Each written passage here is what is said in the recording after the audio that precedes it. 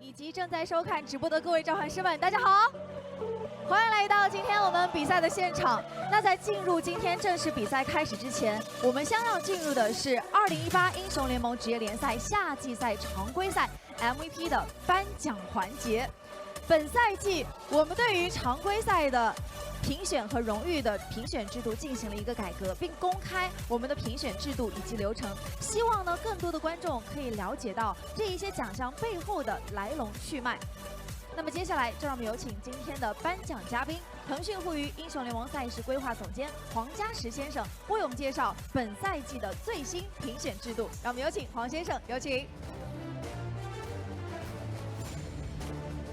大家下午好。 Welcome everyone back to the LPL semifinals. On your screen before you, as a celebration before today's matchup of IG versus JD Gaming, we've got our MVP ceremony coming at you live out of Beijing, and luckily, right next to us, we've got Clement Chu standing by with the translation. And this is going to be the first time that the LPL openly and publicly announces their MVP and the process behind it, this time right in front of the playoffs. In this previous spring split, Rookie did win the MVP. And which player will it be in summer who can finally take away this honor? The rules for the MVP are as follows. You do need to play over 40% of the games, and your team has to be ranked in the top 5 in your own conference. 同时，本赛季最强战力指数排名在该位置前7。 And also, you would need the stats to back up in the top 7 for your position. So that is with our PentaQ partners who do handle most of our statistical stuff. 采用的是最强战力算法 BOR。 而投票则是由 LPL 常驻媒体。 And the point system should be very familiar to fantasy players out there because it is a BO2 style. You only take the game wins for the stats taken into calculation. 换算成百分制得分。那所以大家可以看到我们这个评选的。 And of course, the Chinese casters and the English casters did get to put their vote in. And also the media for the LPL. Now let's find out who will take away the MVP award. 夏季赛常规赛 MVP 这个重磅奖项，让我们一起来揭晓。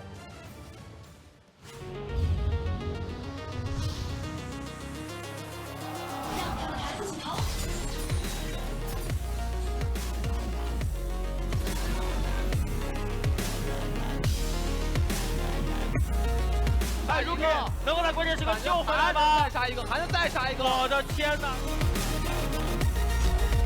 让你进去了，但是让你身板比较脆，但是打死。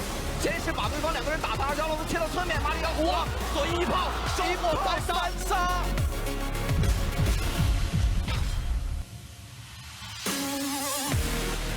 闪现波，一个闪现 R， 一推到2个。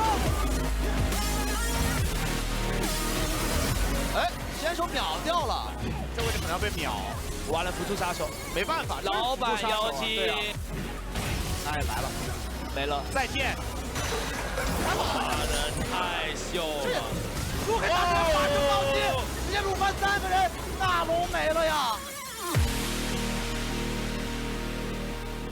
好的，恭喜 IG 战队的 Rookie 获得了2018英雄联盟职业联赛夏季赛常规赛的 Congratulations to 2018 MVP award for summer. It will be Rookie. Let's give him the highest round of applause. 好的，同样也有请黄先生将 MVP 的奖杯颁发给 Rookie。 This will be the MVP award. It does seem like a dragon on top of it. 记得是春季赛 MVP 也是 Rookie 获得的。那今天 I remember you were also the MVP for the spring split.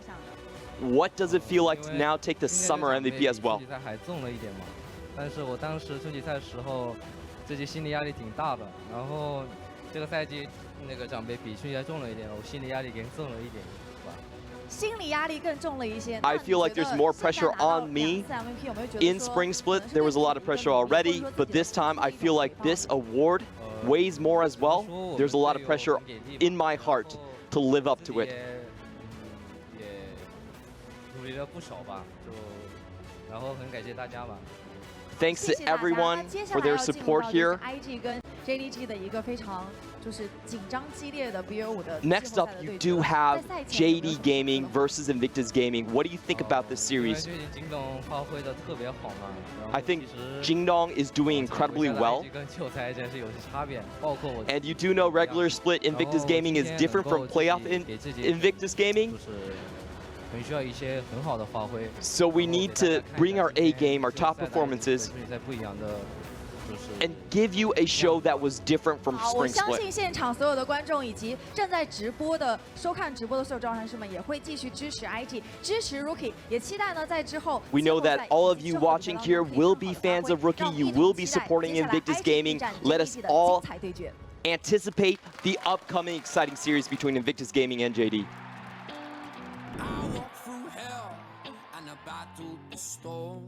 就和对标上的凤凰一样，浴火重生，承载着我们舰队时的愿望。这团火焰要继续燃烧下去。我们不会为遗憾找借口，不管走到哪一步，那就是自己的实力体现。这回我相信苏宁可以一飞冲天。几个月前，谁能想到我们会站在这里？几天之后，谁又知道我们将走得多远？如果我们能杀出重围，请不要诧异。因为那不是奇迹，而是实力。这一次的征程比过去都更加艰难。如果能够突出重围，我们必定将迎来蜕变。距离这一年的完美结局只剩下最后的2个月了。这个秋天，金色的雨要让你们再次看到。相比春天的 RW， 我们又发生了一次蜕变。这个夏天不进决赛就等于失败。1整年的付出浓缩在这一刻，献真之至，有死无生。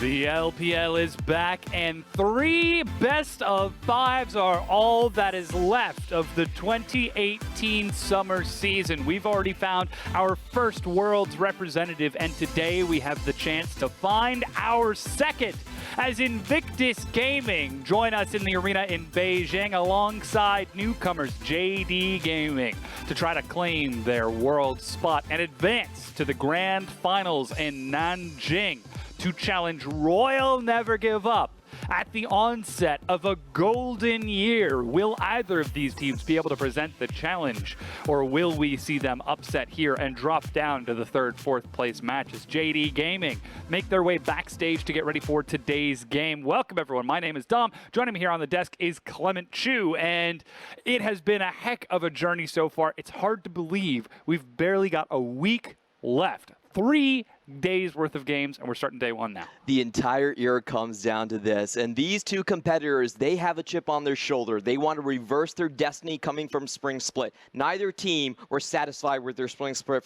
performances. This is their chance to rectify it. Yeah, it absolutely is. Invictus Gaming, this was supposed to be the finals that should have been in spring against Royal Never Give Up, but the Shy looking all smiles. Rookie just getting MVP of both summer and spring. That, I believe that makes him MVP of the year during the regular season. But let's take a look at the bracket so we can see how everything is shaping up after yesterday's game in which Rogue Warriors played Royal Never Give Up, and we saw the 3-1 victory. The King returned to the stage and made one of our top 4 teams in the LPL look like a cakewalk. You know, I doubted Uzi's Vayne, but probably I shouldn't have done so. Nobody should ever doubt his Vayne. They took the series with great team fighting ability, the Ryze dropships, the Gragas, all showing great performances, and it was not only about Uzi. Every single member on that team played exceptionally, and today we have Invictus Gaming versus JDG, which was a bit of an unexpected thing. The biggest storyline so far in playoffs was Jingdong triumphing over EDG. Yeah, and this is, as you said, is very unexpected for JD to make it this far. Now, to be clear on Worlds implications for this matchup, Royal Never Give Up with their victory have guaranteed themselves a Worlds qualification, either by taking first and auto-qualifying or getting second, in which they qualify on points. Now, today's game is important for Invictus Gaming. They are just behind in points. If they win this matchup and advance to the finals, regardless of whether they win or lose, they are going to Worlds as well. So this is a huge day for Invictus Gaming. And look, JD, they've already upset one big team, but Invictus Gaming is a completely different beast than EDG right now. This was the finals that we were supposed to see last split with Invictus Gaming, with the Shy going to MSI and beyond. And this is an uphill battle for JD Gaming because the head-to-head record for these two teams has been very one-sided for IG. We do have to take a look at the strengths of Invictus Gaming, since this will be the first time they step into the playoff ring. First off, win lane, win game. It's still the same story from Spring Split. Their GD at 10 minutes, at 20 minutes, in fact at all times, is #1 in the league. They have strong lanes to really back that up, and the person you're looking for is Rookie. #1 stats in all laning phase areas. 26 solo kills is especially what I would point out. His Rise is 100% win rate, 10.4 KDA. Yeah, and looking at that gold difference at 15 and the CSD at 15, that's at average 1 solo kill in 15 and a 20 CS lead, which equates to roughly that 575 gold. Plus, he can play just about everything. He's got a champion Ocean.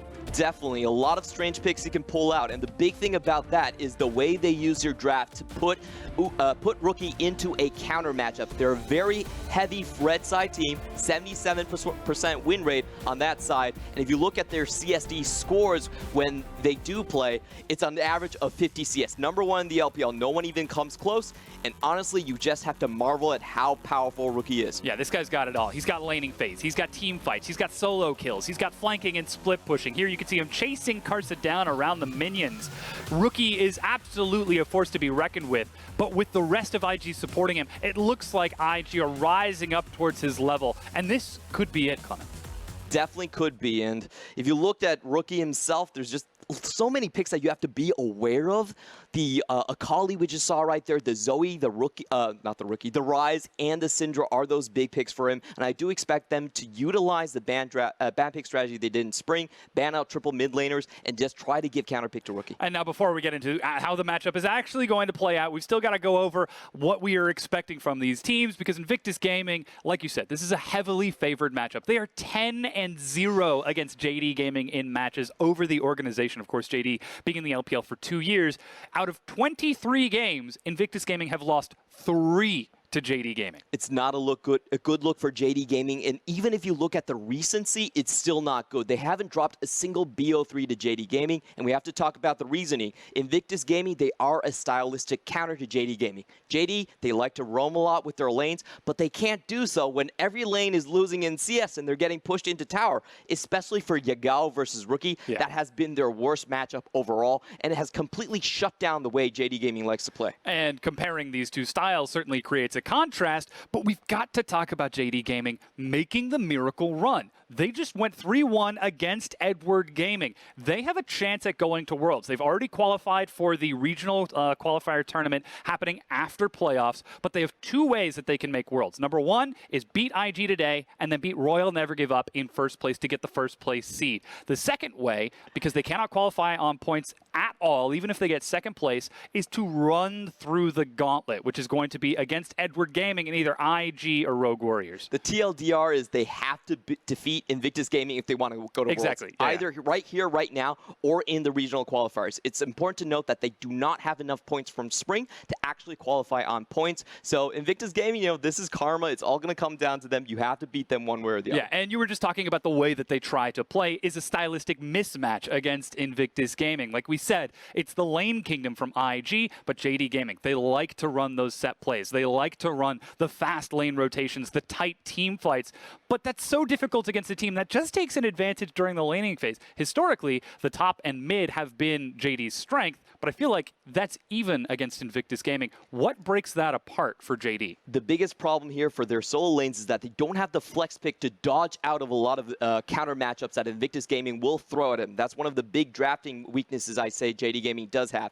How they can flip it is through Clid. Even though Ning was our LPL first team award nomination, Clid has had the highest first blood rate, and in the interview yesterday, he said it because it was of the set plays that they had pre-planned going in. That's their strength versus Invictus Gaming, and what I want to see him do is really utilize the 2v2 strength over Rookie and Ning. That has been Invictus Gaming's weak part. They're not a very strong dueling duo, and Ning has very up and down games. And we saw this exact same style utilized against Edward Gaming to great effect. In their victories in games, it was very early set plays to invade and get their lanes ahead. Later on, to go for mid-game rotations around the level 6 mark with that Skarner to focus on those set plays. But still, we come back to this stylistic mismatch. Set plays historically don't succeed too much against a Lane Kingdom team that is just going to take advantages through the raw laning power. But first up, it's JD Gaming. Zoom, Clid, Yagao, Loken, and Lumao trying to make the miracle run. And the 1,000-pound heavyweight champion team you're looking at, JD Gaming right now, a lot of their players do look quite similar. Their main shot caller is in the bot lane for Lumao. And their opponents, Invictus Gaming, chasing the finals that should have been. Duke starting off today with Ning, Rookie, JackeyLove, and Bao Lan. And that's something we haven't even touched on yet, is the Duke versus the Shy dichotomy.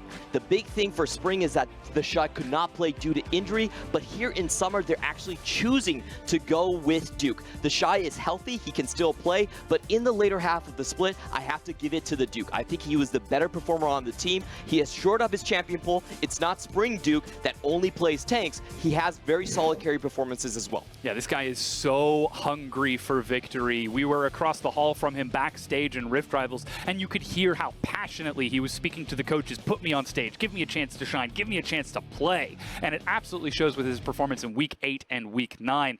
But now we've got to come to the big question for Invictus Gaming. This was the finals that should have been IG versus RNG of Spring. They ended up dropping down and were not able to make it. But this is more of a systemic problem that we see from Invictus Gaming every single time playoffs rolls around. They are not a playoffs team. You just heard Rookie say it himself. We're different when we play in regular split and when we play in playoffs. And if you look down the stretch, 3-2, if it goes to 5 games, I give it to JD Gaming 100%. You go back to 2017 regional qualifiers, just one match to send Invictus Gaming to Worlds. They drop it against WE. They do the same thing again against RNG in Spring. And you do have to question, what is the mentality of Invictus Gaming go into it? Will the pressure actually get to them and force them to collapse a little bit? That's the big worry. Their biggest enemies is themselves. It's like you said, one thing has got to give. Either Invictus Gaming are able to pull out the clutch and close out the series, finally resolving these playoff woes that have plagued them for so long,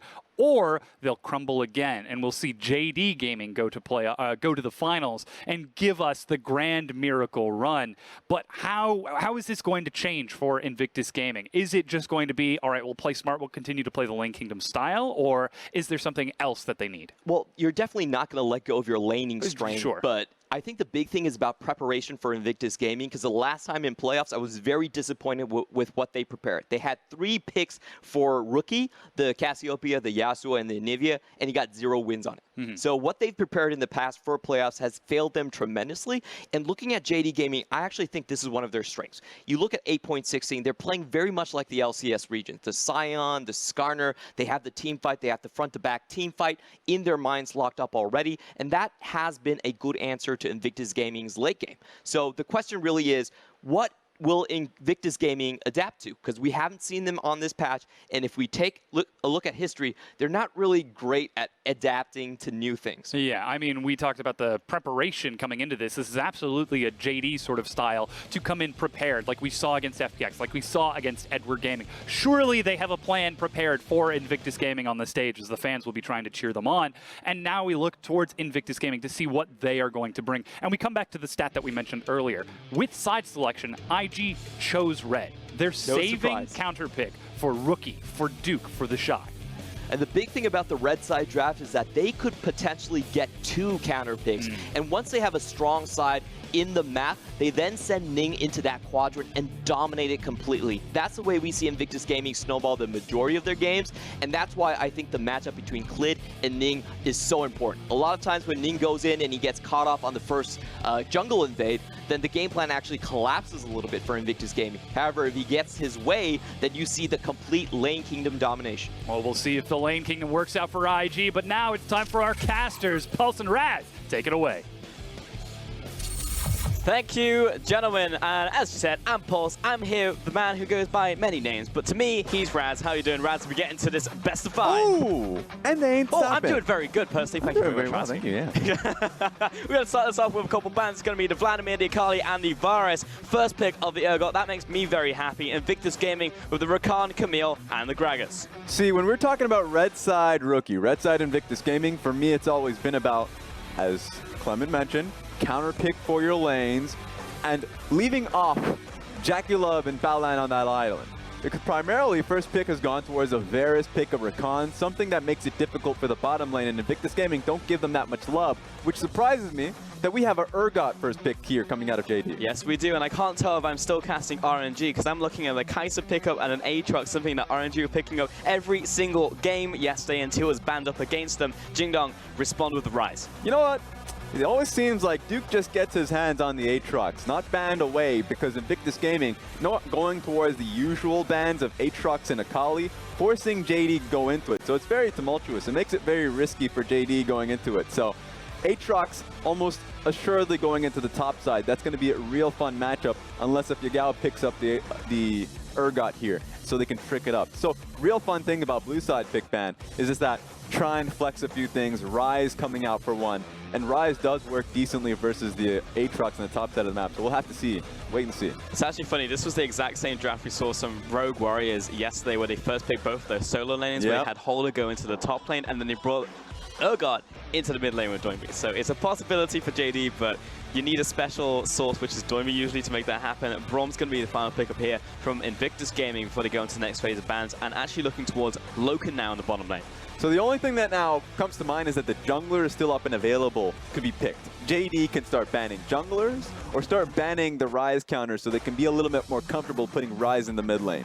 One thing that comes down to mind is Orianna. Rookie is a phenomenal Orianna player. Faker-esque in the sense that you give him Orianna and he'll just take tower because you'll chip it time and again. Looks like they're going to be going towards the Syndra first and foremost. Yeah, Syndra take away the carries here from Rookie, but I would expect to see an Orianna follow-up if Rise is looking towards that mid lane. Misfortune ban here against Loken as well. No SMLC on the field, but still a lot of AD carries trending towards that pick. Irelia, another big one for him, especially Ganu as well when Rookie goes international. So again, they're really just trying to beat down the carry potential coming out from the Rookie. Yep, #1 in solo kills at a mid lane. So for Rookie, it is just about that 2v2, 1v1 in the mid lane. So protecting Yagao early and allowing him to roam is already the strategy coming here from JD. It will be Zac to the jungle for Ning. On the opposite side, looking towards the Sejuani, looking towards a tank jungler here for Clid. No, will typically trend towards something that can actually do a bit of damage in the early game. You think of him as the Lee Sin player, Olaf as well to his name, but it will be Sejuani in this game. A few things to watch out when we go on towards the game. Zac being picked against the Tahm Kench primarily, so whenever Tahm Kench swallows someone up, it's like, we'll actually give you a little bit more to run for. So I like the Zac pick into it. Sejuani does counter just a bit because it can headbutt you while you're midair. Wait. Oh my god. Wait a second. That is a Vayne lock-in here for Loken. We saw this yesterday from Uzi, and we're calling him a madman, but it's Uzi. You give him the concession because he is the Vayne player. Loken, game 1 of this best of 5, locks in the Vayne. Something in the RNG venue is just wearing off on Loken. They are in Beijing. They are in the, I think got a Jace pick as well from IG. Oh my god. We're going to keep a little bit of time to see where the Jace is going. Rookie is a Jace player as well, so he can go top lane for Duke. It could be swapped through. But we have to talk about Vayne. Vayne being a pick into Kai'Sa out-damages the Kai'Sa, a duelist. So it seems like JD is saying, put me in a side lane. We saw what Loken could do in the last series when it is a side lane. It was impossible to touch him. So now you give him that ability. He's holding on to teleport too. He knows he has a free lane alongside Tahm Kench, so I want to see what he can do. It fits Loken's MO. If you don't know him, he also looks towards the hyper carries, and he can position those team fights. He can pilot a Vayne very well. Can he get out of the laning phase though? That's usually the question when you see a Vayne pickup come up in the current ecosystem, in the current environment. So going to be looking towards that one. But then when you have in the mid lane, potential Jace could even be the Aatrox. We're going to see as we actually get to see the full rosters locked in just a half second. That's why we'll work our way on the top side. There we go, buy some time. Yeah. One thing I love about the Braum lanes is like, oh, you're going to try and pick into me thinking that I'm passive. Guess what? Level 2 gank bottom lane with the Braum passive. We've seen a lot of flash Braum Qs to set it up. So don't allow yourself to believe just because there's a Braum in the bottom lane, you can do whatever you want. Skirmish potential, 3v2, 3v3s in the bottom side happen so frequently in the LPL, knowing that they have the Braum early, so there's still something you have to think about there. There's that, there's the matchups, but then I also feel like both of these two teams putting their best foot forwards. You know, you first lock in the Urgot. I feel like Zoom has straight up been the best Urgot we've seen so far, and indeed, in my opinion, just the straight up best top lane in the league right now. He's got a big challenge going up against the Shy and Duke. He's got a two-phase boss fight that he's going to go up against. Stage 1 is Duke. We'll see if he can take him down, because Duke also gets a good matchup himself. He gets a very early Aatrox. Kind of feels like some Street Fighter vibes. You got to get past Vega. You got to get past a few before you get to Bison himself. You got to get towards the big boss. So I know the top lane discussions is something we always have to talk about. Zoom having such a phenomenal regular season performance, and then going up against Duke in recency since Rift Rivals come out like a boss. But every top laner you talk to look towards the Shy. So you're going to have to draw him out, and you have to do it in game 1. Yeah, much like Uzi, he won't come off that bench until the team loses the game. He's sitting pretty on the throne, but Duke doing the same in top lane. We can actually see that it will be Aatrox in the top side, Jason in mid lane. We're still in Beijing for the remainder of the playoff run, and I hope the crowd's got something for us. This is going to be a hype matchup. The summer MVP in the mid lane as well for Rookie, and the year-long MVP. Everyone's talking about Uzi, everyone's talking about the year of the dog, but the guy just behind him, the contender, it's Rookie. Yeah, Rookie. I know he just got himself that MVP. So why not take some time to actually talk about the fact that he got 2 split MVPs in a row? Are you kidding me? Give him an international, please. And that's what it really comes down to. In the spring semifinals, when he lost to RNG, the tears that rolled down his face was due to the expectation that he had in his own performance, but also the fact that he just wants a payoff. Year after year, he hasn't been in the finals. There hasn't been a single rookie finals in the LPL. And it's a damn shame with how consistently he has been forming since he came into the split, known as the best mid laner in the league, not having that payout. This has to be the entrance. I know if he wins the series here today, he goes into Worlds. He's done that in the past. He just needs to find himself that LPL title. I mean, Rookie is the benchmark for mid laners. I'll say it time and time again until I sound like a broken record, because he is. As we get onto the Rift here for our first game in this best of 5 in Beijing, our last semifinals before we head to Nanjing.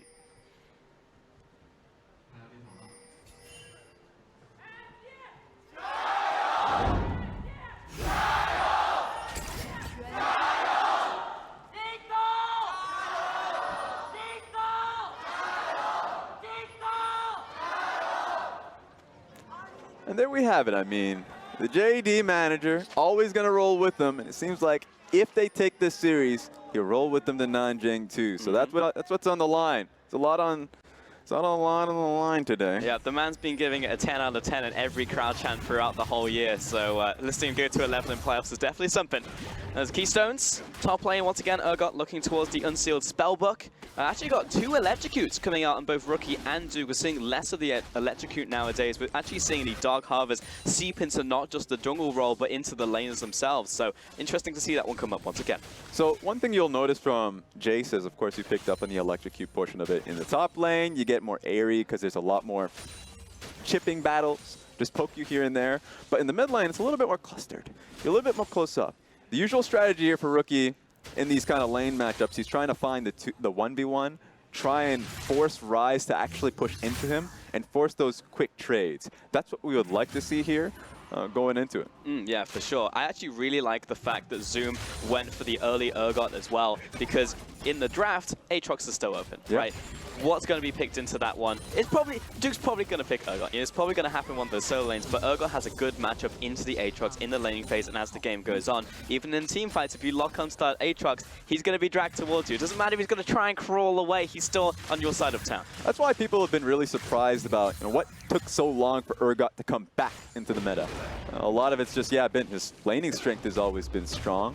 What's really been the problem here? And I think it's more so the tank junglers that have been coming back into the meta with Electrocute being nerfed out.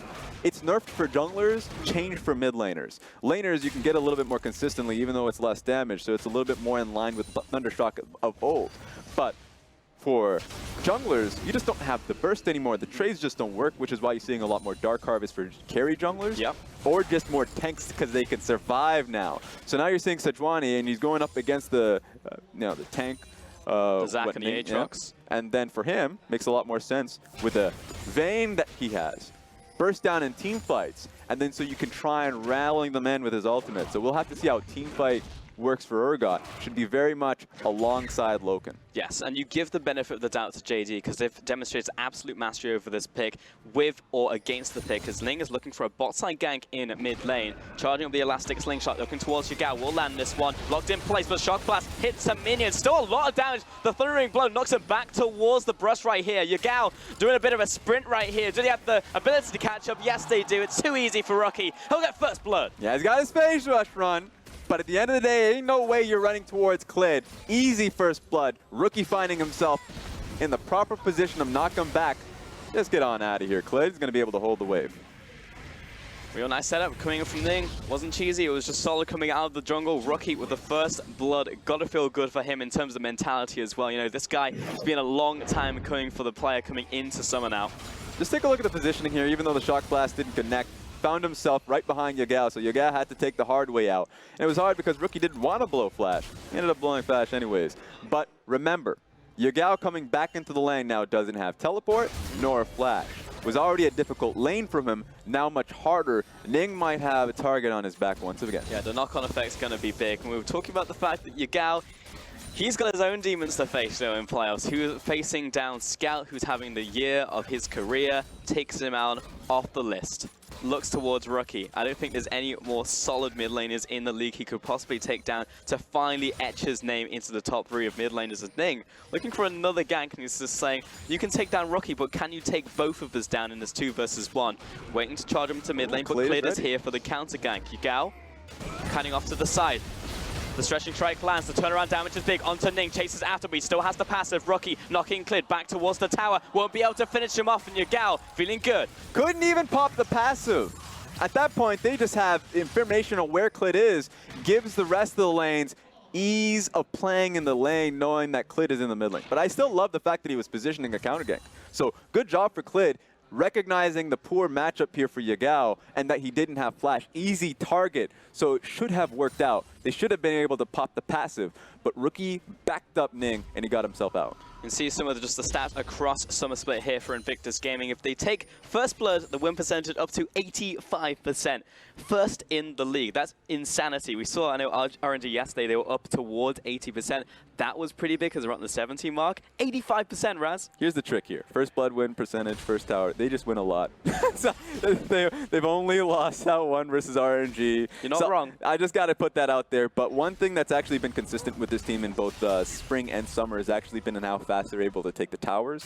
They're a team that moves quickly almost by necessity based off the compositions that they end up running. Yeah. They run out absolute strong laning phases, and they try to be able to end it early. They're a very fast ending game, so not so much in this composition. This composition, much different than the spring splits that they were run, is that Ning being on a Zac has some scaling potential. JackeyLove being on the Kai'Sa, same as well. He picked up the blind pick of Kai'Sa, where in the spring split you'd see a lot more Varus performances. So this is more of a middle ground, which has been a change for Invictus Gaming from spring split to summer. They've had to find their team fights because they can no longer play in the LPL and have an inferior team fighting to the likes of RNG, to the likes of JDG, and so that's actually gotten much better, and it's not a true weakness for them coming into this match. I mean, it worked for a long time, because if you win the laning phase, you don't get to team fights, right? But Invictus Gaming, still, with the composition, trying to double down in this mid lane, but Clid, he knows it's going to happen. This time he's got the level 6 as well. Ning has his own, but chooses to just wait for a second, see if Yagal's going to step up, maybe hit this cannon. He might be looking to confirm this on the Elastic Slingshot. There he goes. Just gets in range, but he's locked down. There's the ultimate out from Clid. Uses the ultimate to get away from this one, Ning, and Clid is there every single time, reading the moves of Ning. I like that from Ning, though. So he recognized that that was a possibility and immediately channeled his ulti. If that had not been the case, he would have been bursted down. So for both junglers, smart to recognize that the game is played around that mid lane. And Clid immediately moving towards the bot side. He just used his ultimate in mid lane, so won't be able to engage this one from long range. Also sees that the bottom lane instantly backs away. They've got this one warded up, but they seem to be doing okay in the end. If we actually take a look at the CS, only the minor advantage going over to JackeyLove, and this is the Vayne lane. We haven't even talked about the Vayne because everything's been happening topside. Yeah, so much has been happening topside, and honestly, it's just been a little bit more refreshing, knowing that Clid and Ning has just not been impacting the lanes that they had in the past, so you can really just see the 2v2 strength between Loken and Lumao versus JackeyLove and Baolan. I know when we got that, when Loken and Lumao went up against iBoy and Mako in game 1, guess who won that one? It just in the outright 2v2. In fact, that was Loken and Lumao coming out ahead. So being able to challenge these players who are trying to pierce the top 3 of the AD carry in what is a very, very stacked role, it's going to be a challenging portion for them, but I think if they are able to come out in this series, take down JackeyLove and Baolan, go up against RNG in the next one, they can make a name for themselves easily in that. The international audience may not know them, but 100% after that performance, they will. I mean, it's the same story across the board, not just the bottom lane. For each of these individual players, you'll be looking towards these guys. Even Clid, a lot of Western audiences who just look at the top 3, the international teams, like, who the heck is Clid? Who's top lane? Who's this mid lane? But right now, you could probably say they're already top 3, but until they actually manage to take some names in the playoffs and actually ascend like RNG have ascended this year, that's when he really started to be a household name. But until then, they've got another big hurdle. It's Invictus Gaming. They've already taken down EDG. Bottom lane, there's the fidget onto Lumao. He's already used the Grey Half, and now he's canning underneath this tower. A 4-man collapse, and a shockwave goes all the way through the minion wave. It is such a good dive out from Invictus Gaming. 2 kills. Way too clean. Even if you see Wansekong into the audience, easy claps along. Yagao had no way to help out, didn't have teleport, and was trying to hold mid lane. It's on Clid, who was actually pathing top side, so I think it was just on Clid. If he was in the position, he would have actually been able to trade back. Just unfortunate, so that's 2 deaths there. And Invictus Gaming, this is how they win games. It doesn't necessarily matter about the composition. This is just insurance for the team. They will still try and beat you down in the laning phase. They have the star power in their respective roles as well. You look towards Rocky, there's a reason why he is the Summer and Spring Split MVP, and then they make these set plays into the bottom lane. And they were taking down Lumao, which is incredibly important. You know Lumao is going to help out Loken a little bit more. So now if Loken so much as gobbles up Loken, not going to happen. So really well done. Get the easy kills. They didn't expect that the columns didn't come through, that Rookie was coming down. Easy pickings. I can't believe that shockwave went through the melee minion line. They So just well stepped done. aside. They didn't want to get hit by that one. Clear looking for the gang into the mid lane. Face to face with Ning. Decides otherwise. Backs on towards Yagao. This is the 4th gank I think I've seen in the mid lane. It's a lot. Yeah, 3 from Ning. First one from Clid. It's definitely an awkward situation. It's much like when you're trying to turn the corner and someone's doing it at the exact same damn time as you, but you just don't hold out. You're like, maybe someone's going to turn in the opposite direction. Hey, get off my ward. Rookie there to back him up. But again, Clid here for this 2 versus 2. Combat strength goes over to Invictus Gaming though, and the abduction down. Baolan over the wall. Reaction from Invictus Gaming is way faster than Jing Dong. And that'll be yet another kill. Their 4th of the game. Quick rotation for Baolan. Was necessary too to be able to stun him once again. Lumao is not having a good game. He's supposed to be the tankiest member of the bottom side of the map, but he's getting scrapped up. Yagao trying to make something happen though. They have to go somewhere. Top lane is going to be the aggression point. Duke, he's pulled in, but he's got a second life. He'll try to crawl away from his tower. But where are you going to? Kazoom's going to chase you down. Come with me. That's a kill to the Urgot. Yagao at least getting something on the board to the top lane. They're going to have to trade it though, but at this point, they're losing so much anyways that they wouldn't have been able to defend the bottom lane. So Yagao, smart play, getting something going for your team in the top lane. It had to be somewhere, otherwise you're just going to keep on losing. Invictus Gaming get the first tower of the game. Kai'Sa picks up that tower. Top lane will go down though. We'll see if they give solo gold over to either of these solo laners. Nope. Going to be sharing this one. And if Clid can get this one down, this would be monumental. Because at this point in time, not only is Invictus Gaming starting to get their items rolling, if JackeyLove goes back right now off this tower, gets Guinsoo's, then not only will he be power spiking, but Rookie on these lethality items Let's talk about that now. Teleport coming through. Oh, multiple teleports actually. Late one onto that tower, but here comes the rest of JD from the Abyssal Voyage. But Invictus Gaming are going to fight their way out. They immediately move onto the Urgot. He's separated from the team, and Rookie comes in for the mid lane. It's going to be Duke with the kill. Fast reactions. Rookie coming in from behind, so what is the AD carry going to do? Loken and Lumao got the hell out of there before he even started. That's just unfortunate. It turned out to be a smart play. That was usually what they would go through in the regular season when they're behind, but Invictus Gaming were ready. They are. They just seem to win out in these scenarios when it comes down to the early game fights. And JD, I mean, a lot of their success against EDG actually came from their individual talent. Yep. We talked about the bottom lane winning, which was a surprise for us. We were looking towards the top side, actually, to be better individually. And then he just outmatched them when we came team fights in the mid game. It was just an outclass across the board. This, an entirely different ball game. Bottom lane, not outclassing. In fact, Loken and Lumao actually not having a good game whatsoever. JackeyLove coming out of laning phase 2-0-2. And then the team fights. You know, bringing in more members, what JDG did versus EDG. But this time around, Teleport was ready from Duke. Rookie was moving from mid lane to bottom lane anyways. So they were just challenging them to a 5v5, and they already had the gold in their pocket. So Youmuu's Ghostblade being picked up from Rookie. More mobility, movement speed there for him. Cleanse there so he can actually move around without being able to fear Sejuani. There's so much happening for Invictus Gaming. This is when the snowball is very clearly started. JackeyLove and Battleland unlocked from the bottom lane. They'll rotate towards the mid lane now, and it will keep on rolling for them. JD did manage to take a tower on the top side, though, so they're not completely just locked down in their lane. So we're going to have a 2 versus 2 in the mid now. But it's those first items that are being picked up, which are really going to accelerate it here from Invictus Gaming. Guinsoo's here from the JackeyLove. Mid lane going to be the armor penetration item with the Ghostblade. Top lane building towards first item as well. So even in terms of combat power, going to be up there. Yeah, at the very least, JD can match their lanes. The HP that you have off Rod of Ages for Yagao and for Zoom being able to pick up a little bit of defense for himself with the Ninja Tabbies is great if they stay in lanes. But the issue is Invictus Gaming are just going to push the lane and rotate mid lane. Their focus is going to be able to take that mid lane outer turret, and JD won't be able to stop them because they're too busy taking the side lanes. I mean, JD just want time. At the end of the day, they have this Vayne pick who needs a lot of nurturing to get to the point where it's actually going to do a bunch of damage. Even when we saw Uzi pick it up yesterday, it was that one play at the end when red buff, we were like, okay, the Vayne pick pays off. But up until that point, it was the rest of the team. You're looking towards Xiaohu.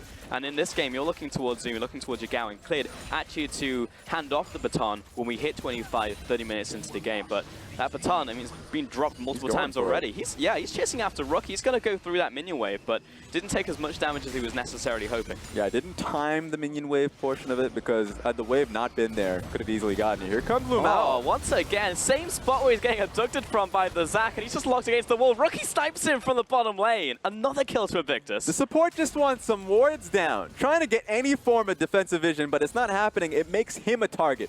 So just being picked away, poke coming through from Rookie, you can already see his stats here. First in everything. Literally everything. Yeah. Nice. Out of the mid lane, Ning setting up once again with the Elastic Slingshot. Zoom stepping forward. Yagao low on mana. And Rookie harassing from the side. Very difficult for JD even to defend their inner, or rather their outer turret. This is the outer turret in mid lane. And here's the fear. Usually it'd be teams trying to chip down that tower. It's nowhere near being able to just die out. Issue is you have a Zac who can actually pick a team apart. You're going to have to respect this. Frustrating, but that Shelly dropped in the top lane. I like it from Clid, actually drawing pressure away. So unless someone actually deals with it from Invictus Gaming, that completely diffuses the mid lane push. Very smart actually coming from the jungler of JD. Yeah, very well done. Otherwise, I think that would have been a useless Rift Herald. You can't put it where the team is because Invictus Gaming would just completely demolish that with the pressure that they have. So just drawing Duke's attention to the top lane. Well done. Yeah, I'm always taking the tower from full right there, so important stuff that buys more time. Very important for Yagao, for Loken to survive, not being in fights whatsoever. You get in a straight-on confrontation with IG, you're not going to come out. And it's a bigger payoff if JDG can find that one team fight to pick up the game. 16 minutes in, once the clock strikes 20, of course, Baron's going to be up and available. So the fights are going to be being placed on the top side of the map.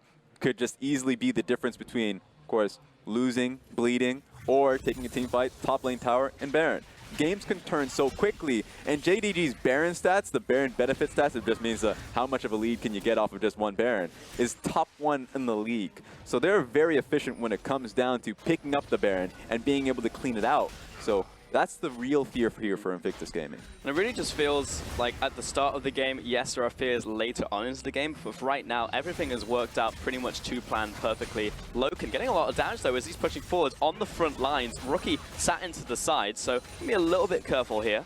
Bit of a confrontation in the mid lane. But again, those shock blasts are starting to mount up in damage. You know, JD, they've been running the gauntlet.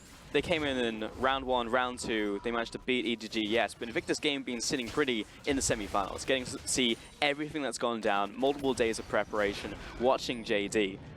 And it means that in the early game, when you can have everything go to plan, you know, it's like the coach says, do X, Y, and Z, and you're like, all right, I'll do X, Y, and Z, and everything's worked out up until the 20-minute mark. Yeah, about everything here has been seen from Invictus Gaming. You're going to be able to take this mid lane. Oh my goodness, oh, big evade there from Ning, but doesn't get the stretching strike onto anybody. Mid lane tower's going to drop and finds once again the grab onto Clid. He'll flash away, but Duke once more getting chased out there by Loken, who pops the final hour. But Invictus Gaming happy with their prize. Yeah. Paying a lot of respects to Loken, so they're not going to pick up the team fight afterwards, taking the tower and running out, recognizing the Loken was getting a lot of DPS on Ning. JD stepping up to the plate though, and we've got recalls coming in from multiple members. Duke just goes back to base in vision of JD. Does have the teleport, however. Tower down to half, and it's going to be Baolan blocking up the tower. Knocked away by the Condemn, but here's Rookie from the side. Once again, Ning trying to engage. Clid bringing up the rear. Doesn't have the ultimate. So you can see how much of a problem it is for Invictus Gaming to pick a fight into Loken. He picked Vayne for a reason. There's no obvious lockdown that can threaten him. He can Q away from a Baolan Q. It's not real immediate lockdown like a Maokai. He's only really fearing Ning, and you can condemn a Zac flying at you. So we're going to have to see if that's going to pay any price going into the next fight. I mean, JD, you really want this tower dead, but the minion wave diffusing very quickly at this point into the game, 19 minutes, and all of Invictus Gaming staring down the barrel at JD, clearing them out. But they're still sticking around. They're committed to this arrow. They want the mid lane tower dead. And Rookie's like, okay, I'll go to the bottom lane. I'll get some side lane fun. Has a very small window going bottom lane because 30 seconds until Baron comes up, and knowing that he's bottom lane means this tower could go down. He's coming back immediately, though. It might give JD the confidence to look for a straight-up tower dive right here. But again, Invictus Gaming, with Rookie off the map, you don't know how fast he's moving. He's even got the Cloud Dragon, so he might already be there. He might be already in effective range. So JD, move into the jungle, push up. Zoom goes towards the top lane. Yeah, it's a dicey game that's being played by Invictus Gaming. So Zoom's saying, okay, you're going to pay attention to the bottom lane wave. Let me pay some mind to the top lane. Maybe he can take this tower too, range versus melee, unless if anyone comes out and helps Duke. Should be easy. Yeah, Duke should be okay to clear out the minion wave here, but that's going to be the prison down. Locks on with the ultimate, but here comes the rest of Invictus Gaming. Throws them all back towards the tower. Clid trying to escape, but here comes JackeyLove. The killer instinct's on, and Loken turning it around in a 1 versus 2, and he's getting the better of them. Chases down JackeyLove, but he goes down. And Invictus Gaming with a clean ace. A complete wipe, and that was the first time JDG were not in tune what Zoom was doing. On the top line trying to take that tower down, but the rest of the members didn't know about that. That's going to cost them the Baron buff. 5 for 0, Raz, in that fight. You're looking towards that one for JD to come out on top. It looked good to start. Loken in his own skirmish, but it all fell apart at the seams for everyone simultaneously. Invictus Gaming with 5 kills and the Baron at 21 minutes. Just goes to show, if you don't have the perfect vision versus a Zac, he can come up and snatch you just like that. That was the difference between being able to take that top lane tower cleanly and then disengaging, or just getting clean sweep. Just take a look at this. Clid comes in and helps, but where's the rest of the team? Tahm Kench is still bottom lane, sending out the ultimate because he comes in rather late, recognizing that he needed the help. So by the time he's already joined up, it's a lost fight. You've already lost your top laner and jungler, and so for the rest of it, the only hope you had was this 1v1 kill coming through, and he got locked down by the Braum Q. Braum was there, it was a 2 versus 1, and that was really the difference maker, because if that stun wasn't there, he was probably going to kill both of them, and maybe it looks like a different fight. At the very least, you get multiple kills and perhaps prevent the Baron, but it just went from bad to worse. And that's why you can see small points of why JD's comps look nice, that Loken, if he's isolated with JackeyLove, he can get that 1v1 kill. That's what he wants to find. Or if the fight's a little bit more constructed, that Loken will deal more damage to the backline than JackeyLove at this current time will. So all of this looks great for JD, the setup looks awful, and so IG comes out ahead. Yeah, the setup's not there, and the combat strength isn't there. It's like what I'm watching Gladiator. Our contenders coming up there, already wounded into the final fight, and Invictus Gaming like, this is too easy, I just knock him over. And the tower's slowly being sieged out. I see you, Duke. He's trying to emote right there. that round 1 knockout. New wave coming in too, so this is a pretty strong wave coming. That should just be tower. You just see the entirety of Invictus Gaming waiting. Over the wall, yeah. I mean, they all have access to get in there. And that's 50% of Loken's HP. You're going back home, buddy. Yeah, I mean, this is a mid-game where Jace is significantly far ahead. He has 2.5 items. Yes, he's going to do that. This is exact point in the game where Jace is strongest. Mid lane tower being sieged out. Typically, you're like, this is the line of defense, the sand, the line in the sand that you want to draw. Not going to happen for JD. They don't even try and defend this. You know, if they do, they're going to straight up lose the fight, lose the game, and that's 1-0 is IG. Yeah, there's no way they can try and contest that. Not just because the poke's coming through, Loken has to go back, Lumao's feeling that pain. It's also because Ning's is challenging his just channeling it. Just saying, yeah, you could fight us, but I'm going to jump into your back line, and you're going to be right in the thick of things. There's no way you can kite back. That's the real worry here. And they're going to go for this next inhibitor tower. IG have taken so much off of this single play. The team fight into the Baron, into multiple towers. It's dying so quickly. Ning actually looking for the engage. Condemned against the wall. Duke leading the charge though. Tries to find him with Q2. And moving now on to the inhibitor. Yagao off to the side. Seeing if he can find any purchase. But Baolan brings up the door. Says, get away from my team. And Invictus Gaming, once again, a smash and grab. Trying to get a range here, Zoom. He's sculling as fast as he can, but that's Righteous Glory down. And Invictus Gaming get both of the inhibitors in a single push. Just can't pick the fight. That was their best opportunity with how much they chunked Jackal at the time. But he has red buff, so he's going to heal up for himself. But you can see how difficult it is for JD. If it's not Clid coming out with the immediate engage, then you're just going to see Zoom scuttling over there like a crab to see if he can just grab one over, just snatch him. It's not a possibility. And you're probably looking at this comp. I know if you're an international viewer who hasn't watched the LPL or the LCK, like why is there coming out of the coma? Yeah, why is there a what is this composition from JD? But by this time, you've been watching their run. You put faith in this team. You put faith in their drafts that they know how to execute. Invictus Gaming though struck so hard so early they never had the ability to make this happen, and they never really turned online. And take a look at the fan vote. I know yesterday it was just completely dominating this one, over 50% of the total votes. But that's a little bit closer. But it's still over to Invictus Gaming. Every single one of those players. Literally all IG. Usually you at least see one person, one flag bearer from the enemy team coming in there. None from JDG. And it's not just because they're getting slammed. It's also because name value, name recognition isn't truly there for this team. And so for a lot of these players, JDG is the first squad that can come in and really make a name for themselves. In Spring and Summer Split, they've been doing just that. This is a rough game, but no way are they out of the series. This should be one of our closest series coming into this playoff. Yeah, 100%. Our final semi-final will be very difficult to call. I know I was coming to this, I just don't know who the winner's going to be. I know it's going to at least go to 4, if not 5 games, but Invictus Game pushing up the top lane. JD clearing out the mid. It's just a tough life right now, even without the minion wave. Invictus Gaming able to slam this tower down. Ning looking for the engage, just land the stretching strike, but it's just pressure. Zoning him away, the re-engage. JD have to go for this one. Zoom pushing forward, but he can't get in range. And Rookie sitting in the back lines. They can't get onto him. Ning on top of the Vayne. Mao with the save, but Zoom getting pushed to the tower, and Ning's going all the way in. He once again finds the Tam Kench, and will take him in. Fear beyond death, but now he's in the enemy team. It's actually got reversed on him right there. Loken drops like a sack of bricks. Jackula with the Quadra, and the steal at the end. Baolan gets something back. That's hilarious, says the Shy in the back lines. That's going to be the Nexus down. Invictus Gaming take game 1. Man, Baolan's going to hear it, because that's all they're going to be talking about in the next 5 to 7 minutes in the back. Because that was a clean game from Invictus Gaming. Too clean. It didn't even feel like JD had a single shot at coming into that match. From start to finish, it was airtight coming in from Invictus. What I liked about it was just the headstrong persistency of the ganking mid lane. They recognized that Rookie was going to be the way they end up winning. Constant trades going into the mid lane. I liked what I saw because at the end of the day, Clid tried to get the counter ganks through, but they couldn't get the kill. Now, we had the conversation about scaling. I don't think it was even needed. I mean, or you can also say that Jackal scaled in the first 10 minutes. Look at the damage coming out. 18,000 damage, and the Jace coming up the rear with 17,000 damage. They just smashed all of JD by themselves.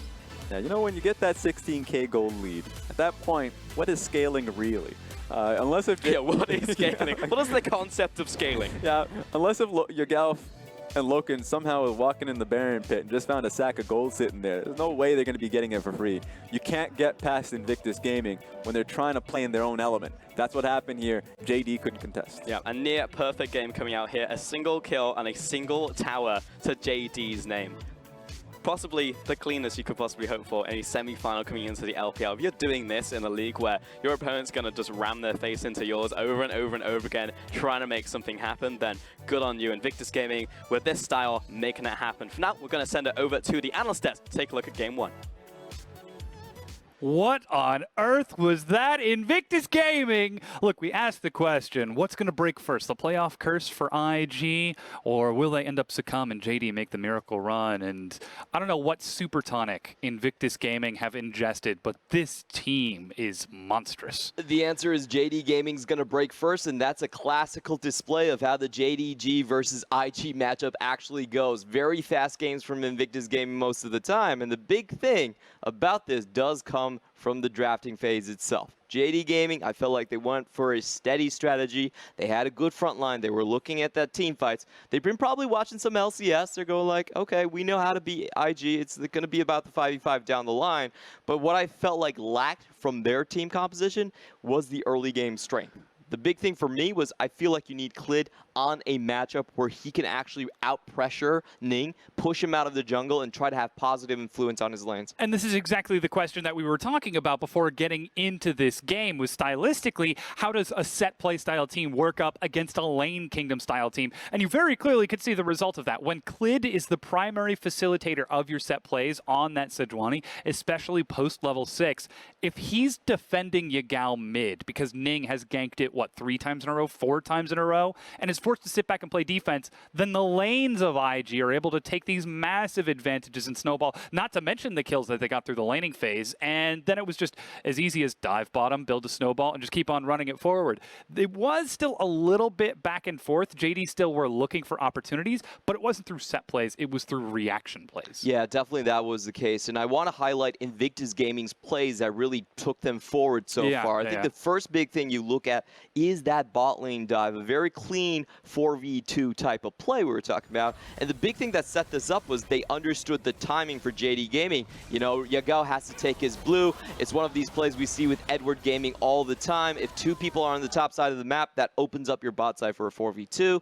A little bit disappointed on JD Gaming for not reading that play incoming. That was definitely going to be the case. And once you see that quadrant being set up on the bot side, they then found another 2 kills on Lumao, and that's the Ning specialty for you. He controls one side of the map so well, it's on complete lockdown. You're never going to get it back. And it's such a pain, too, because Loken and Lumao were playing Tahm Kench and Vayne. You've got Condemn. Wasn't level 6 yet, so didn't get the invisible tumble. But you've also got the Devour. But IG, no hesitation in the dive. There was no opportunity for JD to look for the outplay and try to turn that around. Now, we do have to talk about the mid-game swap that happened. The one chance where it looked like JD might have an opportunity to lunge back and try to equalize the gold after the Rift Herald push. This was the fight under the top tier 2. Yeah, it was a kind of an interesting play for JD Gaming. What they were thinking was that we're going to move all 5 members into this location in an instant. What they did not expect was Invictus Gaming could also do that. JackeyLove flying through from afar, Zach coming in through the walls, and they didn't think that Invictus Gaming was going to be able to send 5 members to that location. If you look at that play, that was 3 people coming in on semi-globals for JD Gaming, so a high-risk play for JD Gaming, what they really like to go for, but Invictus Gaming, they read the play, they countered it perfectly. Yeah, and like we said, it was a reaction-style play as opposed to a set-style play from JD, and the differences are very clearly stark. IG able to respond so much quicker. Our MVP for that game 1 goes to Rookie for his performance in the mid lane against Yagao. That Jace doing huge damage. 3-0 and 11. Look at that smile. What's not to like for this guy? He's got laning phase, team fights, sieges. And he's got MVPs. This is why you give it to the man right here. He started well from the first gank, that little sidestep to get the knockback onto Yagao, set him in the right place, play the side lane well, controlled the quadrant with Ning, the most important thing about this series. And the danger of Rookie right here is if you ever show your mid laner first, he's just going to punish it so hard. There's almost no way that you can have a good laning phase when you show your cards first. And that's going to be the case throughout this series. Yeah, and I think that's the contrast between regular season Invictus Gaming and the Invictus Gaming that we're seeing today. You were just talking about this before we came to the desk, was the combination between Rookie and Ning moving as a collective unit. That's been a bit of a disconnect for them during the regular season, and they still managed to get first in their group, and now they've solved that problem and turned it into a strength. This Invictus Gaming is very prepared. It looks like they have no weaknesses, especially in the early game. Rookie plus Ning was not a duo I was especially hyped on, but this game, they've really shown me a different face. Their coordination in those early games were spot on, and they made sure Rookie could hard carry. Well, they take the game one advantage in this series. We're going to take a break while we get ready for game two. Don't go anywhere. The LPL playoffs will be right back. 这个夏天 ，IG 有太多东西需要证明，请大家拭目以待。